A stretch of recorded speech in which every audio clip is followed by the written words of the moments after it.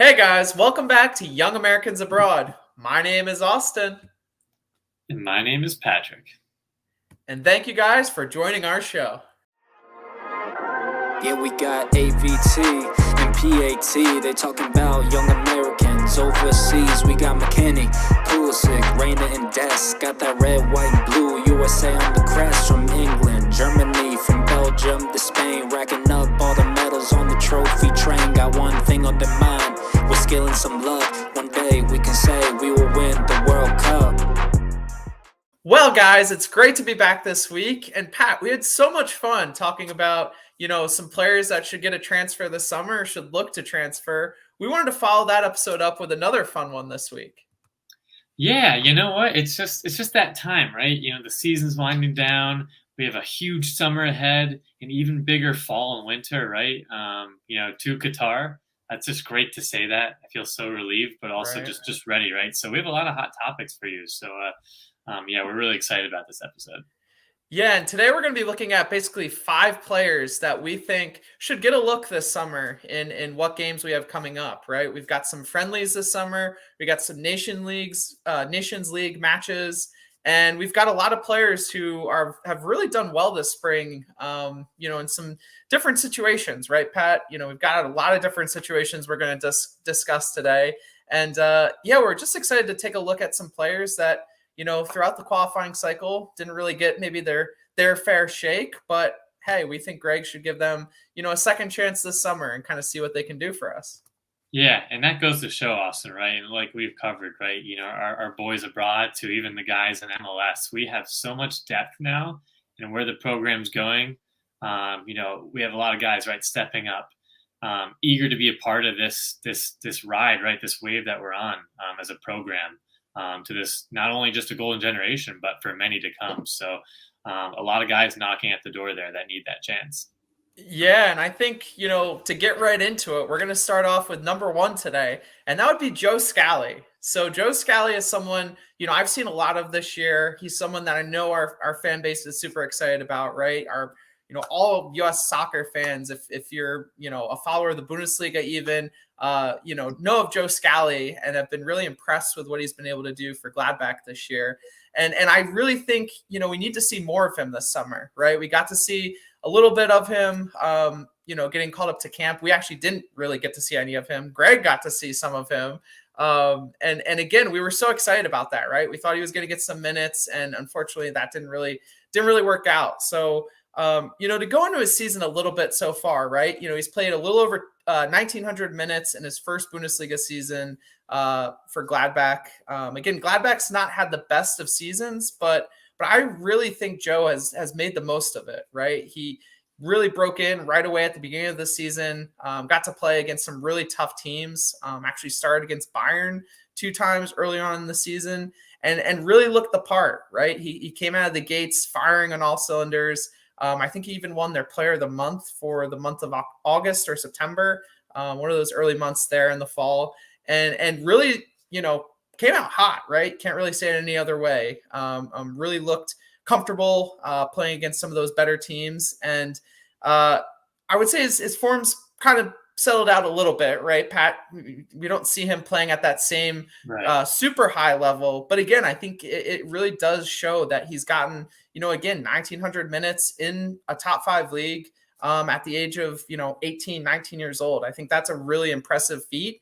And again, he's very versatile too, right? That's really been a surprising factor of his play this year. He's been thrown into a lot of different situations. He started out playing right back predominantly, then was moved over to left back for a period of time, has been pushed up into a wing back role at times this season, and really has just done a good job in all those roles he's been asked to play this season. So, for that reason, the fact that he's a young player, I really think he could help this team going into the World Cup, especially with that versatility too. And again, I think we need to see him, and Greg should see him again. Yeah, I couldn't agree more. And like you said, Austin, now we didn't really see too much on the pitch, but we know Greg has the data points, right? Collecting all that data. Yeah, right. There's all the charts, right, that he should share with us in the fan base. So, yeah, no, I think this is a perfect opportunity to bring him in. get him some game time, back with the group, especially if he seems like he's going to be, crucial, right, for the continued success, with this program in the future tournaments here, Gold Cups, World Cups, you name it. So, yeah, I think we just need to see more of him, right? To see his fantastic, obviously it's tough with injuries, right? But to get some of that break, right? It's how some young players really get started, and he had that. And obviously now even more so with a lot of the players, right? The outside backs returning from injury, it's making him raise his game, right? To stay in contention for playing, right? Substitutes or starts, so what you name it. But yeah, I think it'll be interesting just to see how he can kind of leapfrog back right into that in that lock position, and obviously with Gladbach not having their best season. Be curious to see, right, when he has that summer under his belt, another year here down the horizon to really cement that starting spot. So, yeah, I think I'm kind of with you on all the points. I just want to see more of him and see if from club to country it can translate. Yeah, and he does have some things to work on too, right? He's a young player, right? He still needs to work on some of that situational defending, when to get up and when to get back. But overall, I think he's really had a positive season so far. And again, I think, Pat, I can't stress that versatility enough, right? When you talk about other fullbacks we have in our pool, we have a lot of one-dimensional fullbacks, right? Reggie Cannon's an out-and-out fullback, or right back, excuse me. Shaq Moore, same thing there. DeAndre Yedlin can play in a more advanced role, I would say, but he's not, really been played on the left at all. Serginho Dest is kind of the only other fullback in our pool that has experience playing on the left side of the field. So, yeah, and I think too, when you look at young players, right, you always want to call up a few young players for the World Cup who can kind of be difference makers in the future. I think Joe Scally could be one of those players, right? No player is safe in our current starting 11. So Serginho Dest, whether it's Anthony Robinson on the left, I think Joe Scally should be vying for playing time over those two players throughout his entire USMNT career. And yeah, I just think that's the reason why I should be called up this summer. Get some more game time with the boys. I like it. Fantastic pitch, Austin. I really can't add anything more. So. It's my elevator pitch, my 7-minute elevator pitch. I love it. Yeah, the elevator pitch. So I guess we should move on to number 2, right? And this is another player that's up to huge debate. Great season. Fan base. Yeah, fantastic season here for one of our Scottish Yankees, and that's Cameron Carter-Vickers. So CCV in that crucial center back position, obviously. We're getting some news within the last few hours, right, with Aaron Long potentially going out. Obviously, Miles Robinson with that awful turf injury, right, that's going to be keeping him out for some serious time. That's just, really hoping and praying for a speedy recovery for Miles. He was such a crucial part, for us, right, to get to this point and qualify. So really it's, up for debate who's going to be next to Zimmerman, honestly. So back to Cameron Carter-Vickers, right? So it does seem like we kind of, in a way, have a little bit of depth with the center back, right? You can name, EPB, the players I just mentioned, obviously down injury, Brooks, right? There's quite a few, but his season at Celtic has been tremendous. And it really seems like he's finally found a home, right, Austin? From Tottenham, obviously not rating him to get the crucial minutes, sending him out on just kind of that Tottenham, essentially, like a Miazga loan army type of player, right? So could never really get that cohesion, was always playing for teams that were kind of at the bottom, right, or middle of the championship. And then obviously he had some better runs as of late towards the top. But Celtic really seems like he's found a home. He's really that anchor in the back. The coach loves him there. The fans love him. He's getting some Europa, Champions League qualifier, games in, and then obviously playing for a top side that won the league. So that's fantastic for the, the hardware there. But I think what's unique, Austin, and why I think he's someone we should get back in and really include, he's had a lot of improvements in areas that he really lacked in before, right? So whether it's positional awareness, right? We know he's physical, but the awareness, the ability to defend, right, against faster players and counterattacking 1v1 situations. Celtic loves to throw guys forward. They play very attacking, very high up the pitch, right? They have a lot of the possession. And they have, I think I had a few lists here, Jota and then Furuhashi, right? Are players that obviously have a lot of ability there. So when they do bomb numbers forward, right, CCV has been crucial in putting fires out, being able to defend well enough for players to get back or just snuff it out right away. With great tackles, being in the right position, being able to keep up with some of those speedy attackers. He's really worked on those aspects of his game, which I think Greg will really love. Yeah, and he's really been a key player for Celtic this year, right? And I think it's good for him too to finally find some success in his career because he's, like you said, Pat, he's really bounced around team to team, hasn't had much luck sticking anywhere, and it really seems like he's hopefully found his home here in Scotland. And it's not the highest level of league, right? That's up for some debate, but you got to give it to him, right? He's been playing at a high level all season. Like you said, he's improved on some of the areas where he has lacked. And I'm excited for him. I really think with him, it was a lot about confidence and kind of finding his foot at the club level. And he has that physicality, that physical presence, right? He's just a huge center back. And now that he's starting to, be able to use his body better, think through the game a little bit more, I think he could be a really, really nice piece for us. And again, especially with injuries too, I really think we need to take another look at him at the very least. Yeah, I couldn't agree more. And awesome. Virgil van Dijk got his good game time at Celtic, right? So he still has CCB still has some time to develop, right? We always forget he's only 24. And it feels like he's been around for much longer than that. So yeah, honestly, I think all the reasons you mentioned with the injuries, but I just think he's somebody that, and Greg has always mentioned, right, form, right, playing at a high level. And like you said, maybe it's not the strongest league, but even at a Celtics, now Rangers, right, now that they're back from their financial situation years ago, but Celtic players, right, are held to a pretty high standard. Again, there's been some great players coming through.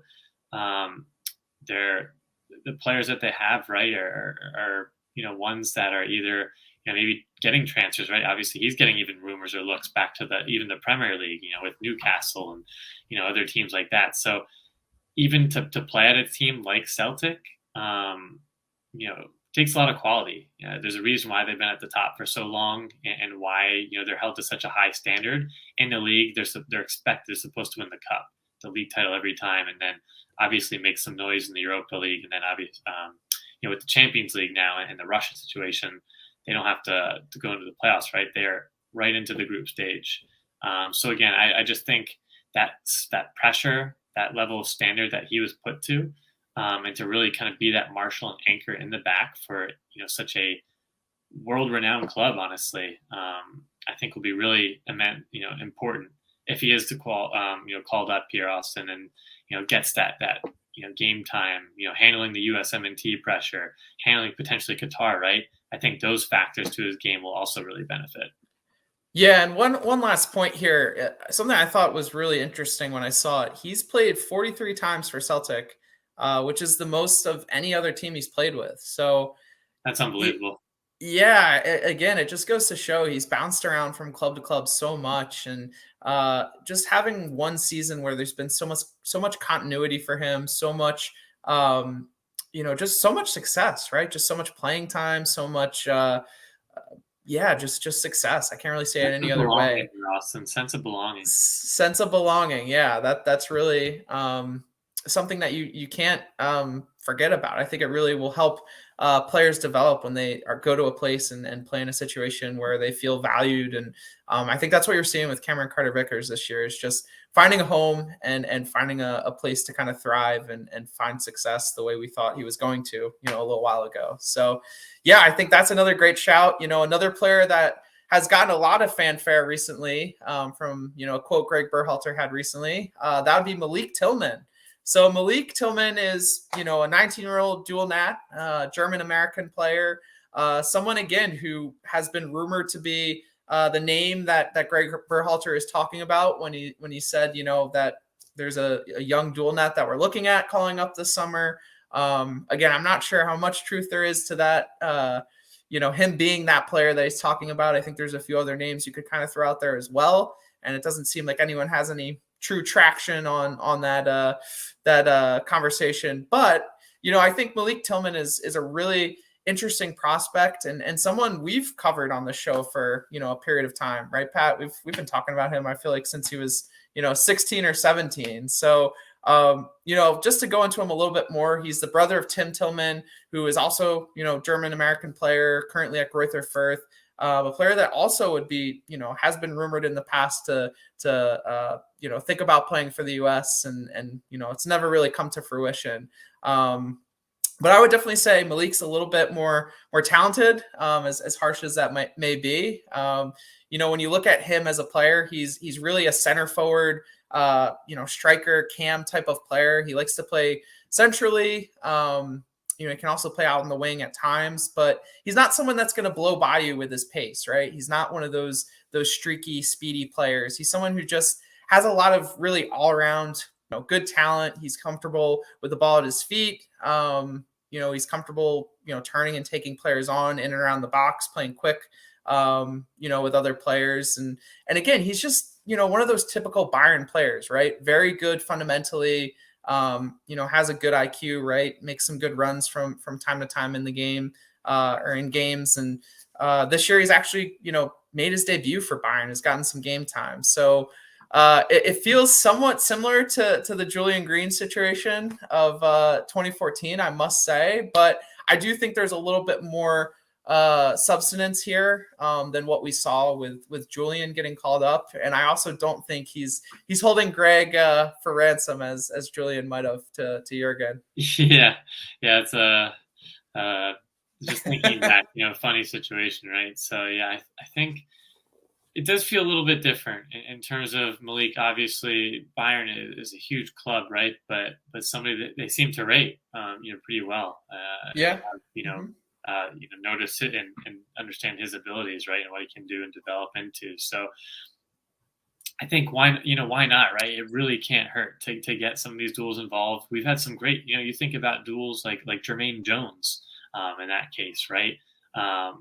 That somebody that made such a huge impact, to this program and even to U.S. soccer nowadays. So I think just bringing some of these guys, right, bring that sense of belonging, especially for these dual nats, in Germany, is really crucial, for the success and the longevity of the program. So Malik, we don't really, I shouldn't say we don't really, but somebody with his unique ability, right, to have very good strengths in many different areas, not just kind of one or the other, could only benefit this group, especially into the different styles of play, right, that Greg might, utilize when we're playing maybe some of those minnows to CONCACAF to, getting the World Cup against those teams. I think he just seems like his playing style would fit and gel very well with the group that we have. Yeah, and he brings some of that swagger to the pitch too, right? That some of our USMNT players have, and I think again that's what goes into making some of these decisions, right? And courting some of these players is kind of, will they fit in with the team, right? It's not easy for dual nats to kind of fit into a new environment, and we've seen it go well with some players, right? Like Anthony Robinson, I feel like is a true success story, in terms of where he came from, right, and kind of how he got him involved with the USMNT. It wasn't always the easiest situation right at the beginning of his time with us, but it worked out in the long run. And I think it really has helped him in his career, right? It's given him a lot of confidence. And yeah, I just think, that decision is something that Malik's going to have to make, whether it's now or later. But again, I think we should try and get him in a camp at the very least, see what he can do if he's interested in playing for us. And, kind of take it from there. I also think it's interesting too, right? You talked about Bayern rating him. Germany also rates him too. Right, he was a player on their U21 team this past spring and even last fall, and they're qualifying for their U21 tournament, this summer, I believe. So, or maybe it's next summer, but upcoming tournament, U21 tournament, he had 3 goals and 1 assist in 4 games for that team. So, yeah, I think that just really shows what level of a prospect he is, and kind of, again, how other nations, other clubs rate him.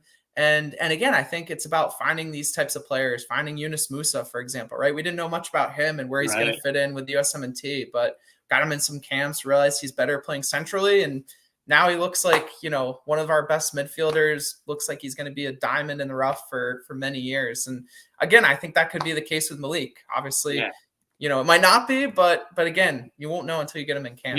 Yeah, get him in camp, get him around those guys, right? Austin just seems like the bond, right? The swagger, the play, right? We have some big guys with big clubs, but also just how they're bonding, right? You can see that on off the pitch, right, throughout qualifying. So I think just bring them in, right?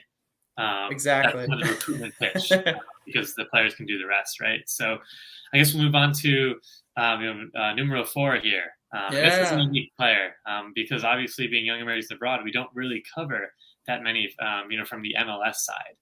And that's Montreal's, Georgie Mihailovic. So Georgie there, a 23-year-old, right, attacking midfield, plays on that left wing too, but really has taken MLS by storm. I think there's been some MVP talks to start even this year and then last year.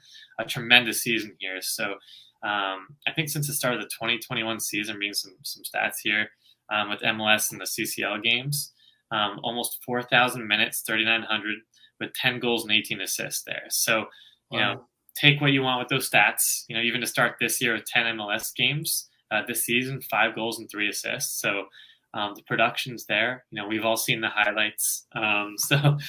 He's done some amazing things, and it just seems like this is, that Georgie Mihailovic 2.0 version, right?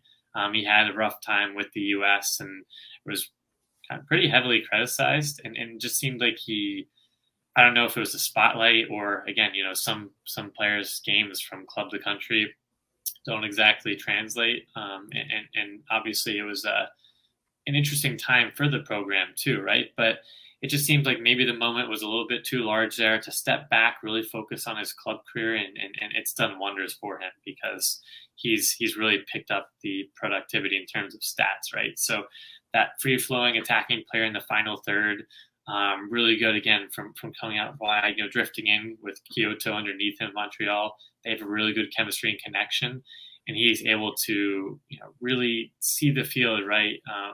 Play these critical balls in the final third, those perfectly weighted passes, and also with these bursts and these dynamic runs, right? To get himself in between defenders and kind of find the space. In terms of Pulisic, right? How he is in form and kind of drifts into the final third or in around the box, right, to finish some of those chances. He does some of those things too. So he's just such a unique player and someone you can't ignore, right, Austin? The form is just tremendous. Yeah, and I think another really underrated aspect of his game is he takes a lot of free kicks for Montreal. He's someone who's been very successful in taking free kicks, right? Corner kicks specifically, where a lot of his assists have come off of corner kicks and set play, which again, that's something where we are good at, right? When we get balls into the box, we have a high success rate compared to some other teams. And I think right now we kind of lack in that department, right? We've got Christian Pulisic taking some of our free kicks and corner kicks, Gio Reyna when he's healthy. Acosta, yeah. And I feel like besides those 3 players, you don't really have too many other options. So, and again, I don't think either of those players are really like a high level, option for us. Maybe that's a little harsh, but I think there's some room there, some opportunity to kind of fill a gap. And again, Georgie Mihailovic probably won't be a starting player for the World Cup, right? We kind of know that. But when you think about injuries, and we were talking about this a little bit before we started filming, God forbid we have injuries strike before the World Cup and we need some other players to go for us. I think Georgie Mihailovic could clearly fill that role. And again, what you talked about too, like, just getting into the box, the way he's been playing this year, right? A lot more free flowing, like you said, playing some really good through balls and combining well with the attackers there in Montreal. We always need people to create chances, right? We still haven't found, our rhythm in creating consistent chances, especially against good teams. So yeah, I think for all those reasons, it makes a lot of sense to give him a look this summer, another look.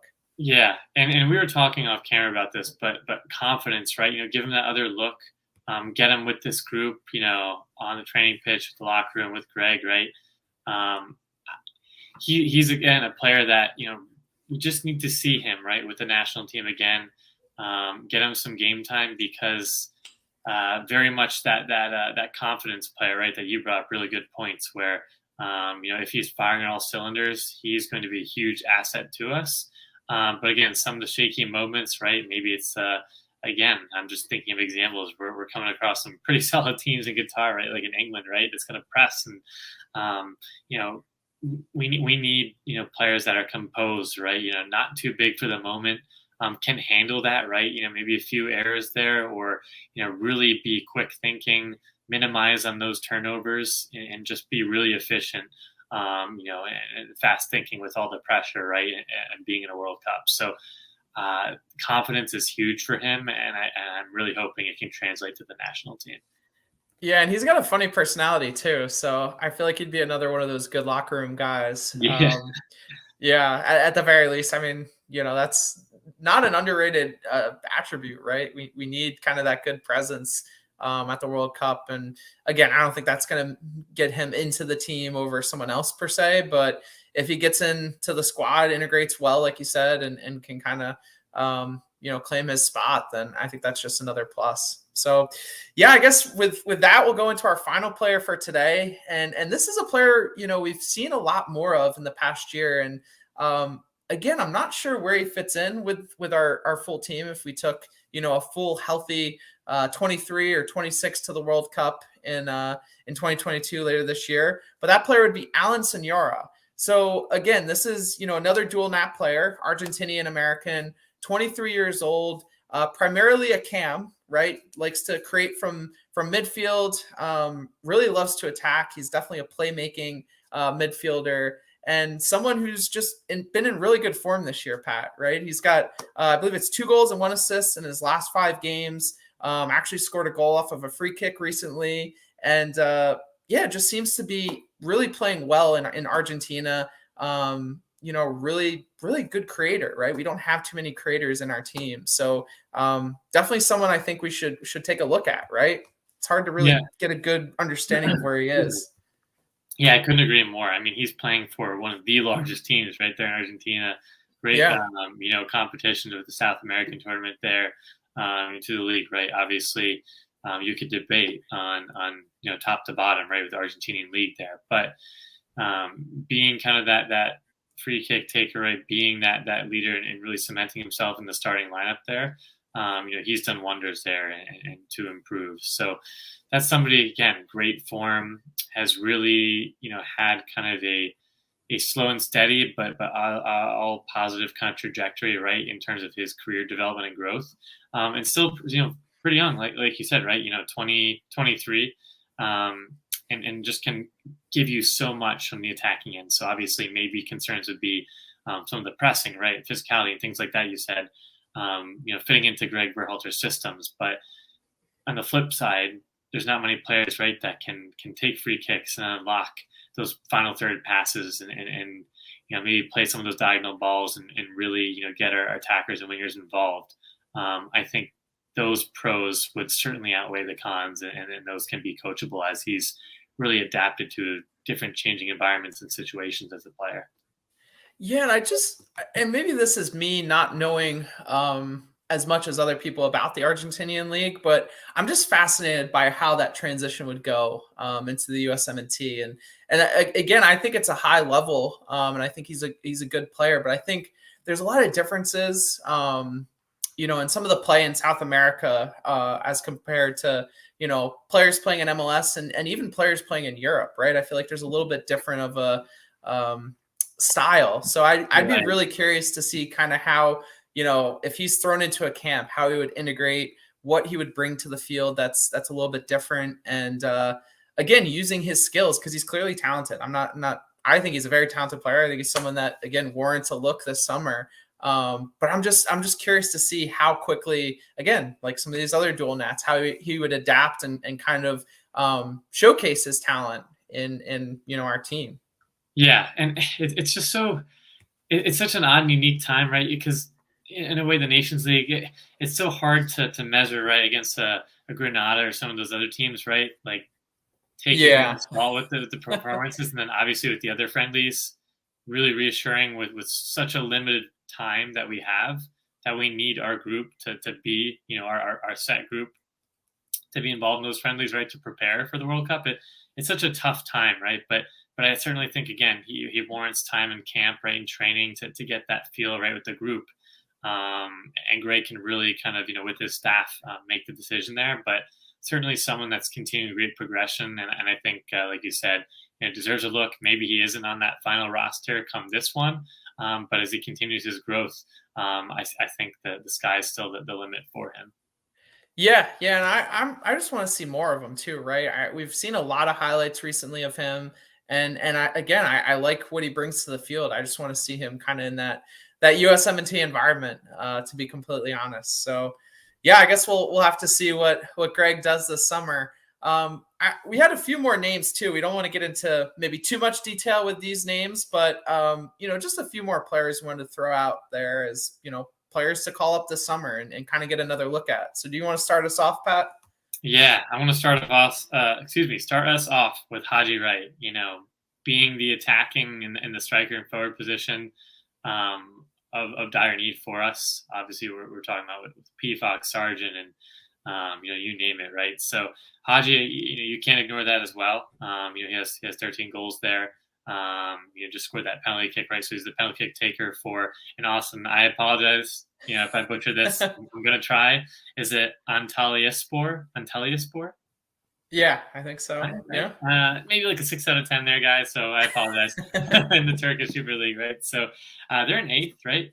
I didn't know this until you informed me, Austin. Nuri Sahin, being that player coach, I think it's great to be with him. And Haji's really taken that league and the team by storm, cementing himself in that starting lineup. He's had a very tumultuous club situation before that we covered in our show the past few years. So it's great for him to also find that stability, a great goal scoring for him. So quick shout out. I don't want to go into too much depth, but I certainly think in terms of the attacking and forward sense, he deserves a look. Yeah, and Nuri Sahin is one of the truly good guys in all of soccer. So yeah, it's really cool to see them link up there. And yeah, I think that's a fair shout. Again, along the line of dual nats, right? We've heard some chatter about Jonathan Gomez potentially getting called up this summer by Mexico. Cade Cowell getting his Mexican citizenship with his brother, which I didn't see that. Yeah, that really shocked me. I don't know. He's one of the mainstays in our U20 team. He's someone that I feel like we've made pretty clear to him that he's someone in our plans. And I feel like he just fits our team a little bit better than the Mexican national team. But hey, what do I know? I just think those are two more players that, again, for that whole keeping an eye towards the future, not just this summer. I think it could be really important and really beneficial for us to kind of get a look at them this summer, show them that again, they're players that if they play well, right? If Jonathan Gomez breaks into Real Sociedad in the fall, he's been playing the Segunda Division over there in Spain all spring and has played pretty well. So I don't think it would be surprising if that happens. And the same with Cade Cowell, right? In MLS playing well throughout the rest of the year, then maybe they could even make a shot, make a run for a World Cup spot. Right. Another young player too, before I throw it back to you real quick, Pat, is Justin Che. I'm a big Justin Che believer. I really like what he brings to the field. Super young still, right? And has only gotten a few minutes there at Hoffenheim so far this spring. But center back crisis right now, right? It's not looking so great for the World Cup. He's someone, again, that has a lot of different attributes, right? He's very physical. Even as a young player, he's got a good size and good frame. He's a great passer of the ball. Honestly, probably one of the best passers we have even right now. I think him and Chris Richards are they're on another level in terms of center back prospects. So I think that's another player, that warrants a look this summer if possible. And again, a young player that maybe we could call up in lieu of the next, World Cup in 2026, giving someone else experience in this upcoming tournament. And we can't forget BBB, Austin. You brought him up, Brian Reynolds. Yeah. Obviously, someone that's immense talent here and finally getting some great consistent game time, in Belgium, right, for Kortrijk. So great to get out of Mourinho's crutches, right? So yeah, I'm just excited for him to continue to develop and what we've seen, right? Not to compare the trajectory, right? But EPB, finding his way in Belgium, right, and Austria, now, in Ligue 1 doing well. I just think, again, it was great for him to get out of Roma. Still very, very highly regarded and offers so much in terms of his athleticism, his ability to get forward, right? Still working on, again, some of the things that you mentioned, with defenders we talked about, earlier on the episode, in terms of, picking and choosing moments to get forward, get back, positional awareness. But again, someone we really should, look out on. Yeah, and it's funny you mentioned EPB because Brian was just linked today with a loan to Troy. So, yeah, maybe that's in his future next year, and maybe both those players will link up. Yeah, Austin, I'm part of the Troy, inner circle there, so I know the Troy Army. Yeah. One final player, and I swear this will be the last player I mention. Someone who's done well in his appearances for the USMNT, right? Another player playing in France right now, and that's Nick Gioacchini, someone we haven't heard much about this season, but surprisingly has made 26 appearances for Montpellier. And most of those have been, a few minute appearances, right? He's only got like a little over 400 minutes on the season. So I understand if he's obviously not the first name on the list this summer, but again, someone who's been effective in the game time he's gotten with the USMNT. Again, we're going to be goals for us, Austin.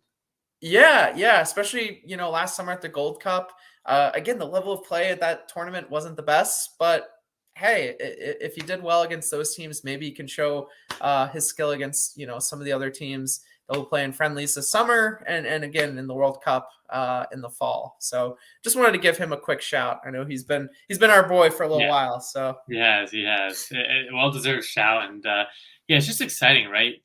Obviously we had the 5, but all these other kind of, I don't even want to call honorable mentions because we have so much in the pipeline, right? That I started off the episode, so much depth, and so many players kind of pushing the limits and boundaries there, where it's only going to continue to increase that level of play, right, and through competition. So, yeah, I'm very intrigued, excited to see who's going to get called into some of these games, right, in camps. It'd be really interesting to kind of analyze that moving forward. Yeah, I can't agree with you more, Pat. So I think with that being said, that's our episode for today, guys. Make sure you like this video and subscribe to our channel down below. Don't forget Twitter, Instagram, social media, putting out great content for you all as things heat up here, season's ending, and all the kind of youth, right, and Nations League tournaments coming up to prepare us for Qatar. Yeah, and also check out our episodes in podcast form on Google Podcasts, Spotify, and Apple Podcasts. So get your podcasts in, right? And if you're driving from work or need a break from work. So yeah, Austin. I mean, you can't say enough about the guys here. We have so much going on heading up into the summer, right? So many players to look out for. And you never know. There's some dark horses that could sneak into this Qatar roster here. Yeah, I think this summer you'll see a lot of different faces, and we'll see who kind of rises to the top, right? I don't think that core group is going to change too much, but maybe there's 1 or 2 players that can kind of squeak their way into Greg's plans. We'll see what the fall brings, and if there's any injury concerns, anything like that, and. Yeah, we're ready for the World Cup because Pat, knock it on wood. That's right. And it's all because Pat, one day we will win the World Cup.